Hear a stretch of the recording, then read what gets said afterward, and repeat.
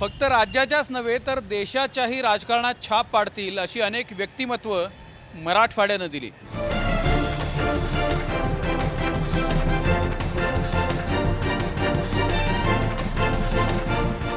लोकसभेच्या निवडणुकीत मराठवाड्यांमधल्या लढतींमध्ये रंग भरला तो प्रतिष्ठेच्या लढतींनी. या लढती राज्यभर गाजल्या. तुल्यबळ उमेदवार आणि थांगपत्ता न लागू देणारे मतदार यामुळं इथल्या संघर्षाकडे राज्याचं लक्ष होतं. अपेक्षेप्रमाणे निकालही चुरशीचेच लागले. आता तशीच स्थिती विधानसभेतही असेल असं अपेक्षित आहे. लोकसभा निवडणूक निकालांच्या पार्श्वभूमीवर विधानसभेच्या अनुषंगानं दैनिक सकाळच्या मराठवाडा आवृत्तीचे कार्यकारी संपादक संजय वरकड यांच्याशी बातचीत केली आहे आमचे प्रतिनिधी स्वप्नील बापट यांनी.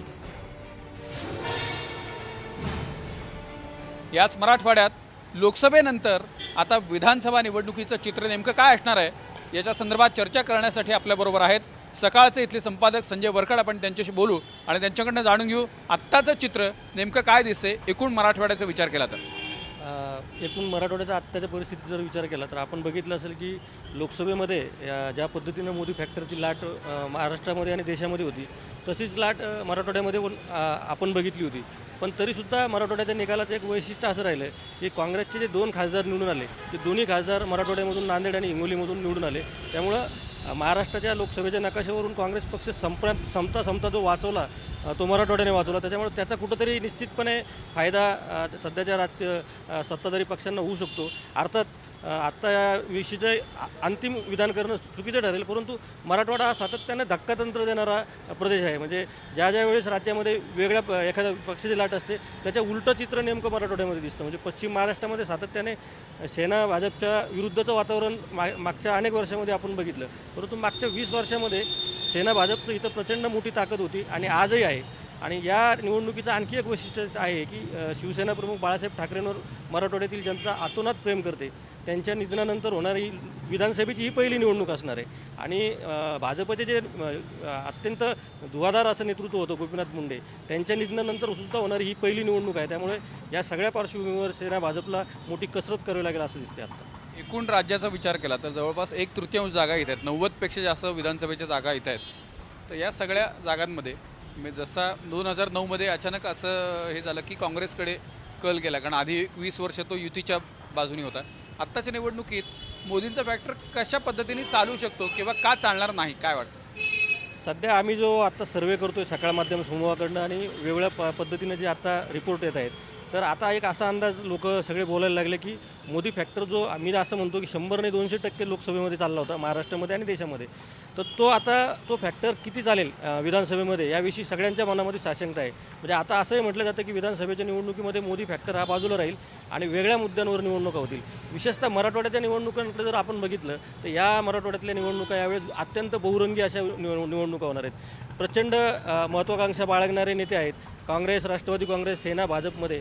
आत्ता परिस्थिती अशी होती की शिवसेनेकडे तिकीट मागायला तयार नव्हतो विधानसभेची, परंतु आता चित्र बदललेलं आहे. शिवसेनेचं नगरसेवकसुद्धा असं म्हणतो की मला आमदार व्हायचे. त्यामुळे प्रचंड रस्सीखेच असणारे बंडखोऱ्या उफाळून येणार आहेत आणि या सगळ्या बंडखोऱ्यांमध्ये बहुरंगी लढती होईल. कोणता पक्षाचं बंडखोर त्याच्या पक्षाला किती डॅमेज करतो याच्यावर त्या मतदारसंघाचा निकाल अवलंबून असणार आहे. मग त्यात कुठल्या पक्षानं काय पद्धतीची काळजी घेतली पाहिजे असं वाटतं की जेणेकरून त्यांना यश मिळेल किंवा त्यांचं अपयश थोपवता येईल असं काय? नाही, खरं तर आता लोकसभेनंतर विधानसभेची तयारी करायला सगळ्याच पक्षांकडे खूप कमी वेळ आहे. आणि आतापर्यंत जर आपण नजर टाकली असेल तर इच्छुकांची सगळी नावं आता समोर प्रत्येक पक्षाच्या समोर आलेली आहे. आत्ताच्या परिस्थितीमध्ये नाराजी टाळण्यासाठी सेना भाजपला असेल किंवा काँग्रेस राष्ट्रवादीला असेल इच्छुकांना आतापासून तुम्ही जो कोणी उमेदवार असेल त्याला आत्ताच सांगायला पाहिजे की तुला आम्ही तिकीट देणार आहे. ऐन वेळेसपर्यंत जर तानातानी झाली तर ऐन वेळेस बंडखोरी रोखणं अवघड जातं. त्यामुळं जो कोणी उमेदवार असेल त्याला आत्ताच ग्रीन सिग्नल द्यायला पाहिजे. जसं शिवसेनेने सांगितलं की विद्यमान आमदारांपैकी काही आमदारांना आम्ही तयारीला लागा. त्याच्यामुळं ते आता निर्धास्त झाले.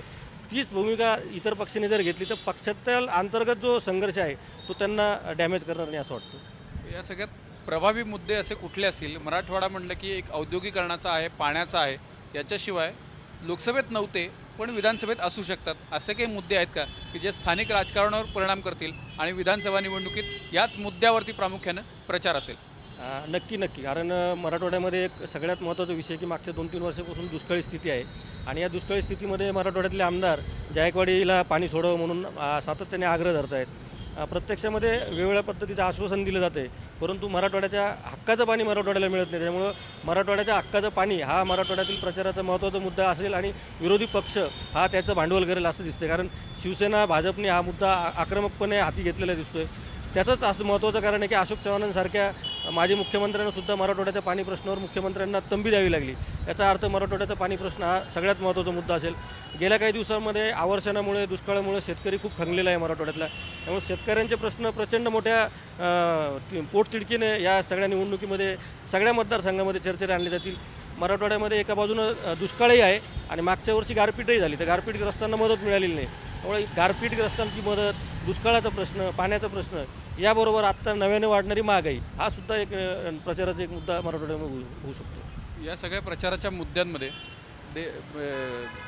देशभर चाललेले जे सगळे मुद्दे होते ते मागच्या निवडणुकीत होते. आत्तामध्ये एक सर्वेक्षणात आपण पाहिलं होतं की नरेंद्र मोदी सुचवतील तो उमेदवार किंवा मुख्यमंत्री मराठवाड्यात असं चित्र आहे का? लोकांना नेमकं काय वाटतंय का तो मुद्दा लोकसभेपुरता संपलाय आणि आता मराठवाड्यात इथले स्थानिक नेते महत्त्वाचे आणि प्रबळ ठरतील? नाही, नरेंद्र मोदींचा मुद्दा पूर्णतः संपला असं म्हणणं अत्यंत चुकीचं ठरेल आत्ता. कारण अजूनही मोदींच्या बाबतीतला एक फ्युअर आहे आणि त्यांच्या केंद्रामध्ये जे सरकार आहे, साधारणतः राज्यामध्ये त्याच पक्षाचं सरकार आलं तर आपल्याला काहीतरी मदत होईल ही सुद्धा एक आशा लोकांमध्ये जरूर दिसते. आता फक्त त्या पक्षाचे नेतृत्व त्याला कसं इनकॅश करतं याच्यावर सगळं अवलंबून आहे. कारण मोदी फॅक्टर अजूनही आहे, पण तो किती टक्के चालेल? 100 जशी लाट आली होती, भाजपचा कोणीही उमेदवार उभा केला तर तो निवडून येईल का अशी परिस्थिती नाही. पण मोदींच्या लाटेचा त्या कमकुवत उमेदवाराला 100% फायदा होऊ शकतो. अर्थात त्यासाठी संघटनात्मक पातळीवर मोठ्या प्रमाणावर बदल करण्याची गरज आहे. आमच्याशी बोललात त्याबद्दल धन्यवाद. एकंदर मराठवाड्याचं चित्र नेमकं काय असू शकतं याचा अंदाज आपण घेतला. आता आपण जिल्हानिहाय काही विचार करणार आहोत की उत्तर मराठवाड्यात नेमके जे जिल्हे आहेत तिथं काय घडू शकतं.